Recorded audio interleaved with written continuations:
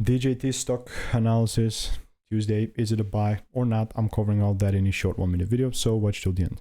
So I'm looking at Trump Media stock, and I do see we're sitting at $34, and it's like 11% up for the day. Just for context, I personally am looking forward to taking this thing even higher, and it's actually on a great way there. Obviously, all I'm sticking to is something that's previously delivered thousands of repetitions, and I mean, it's a green light, man. Like I'm yet to see the green light actually. So this is perfect.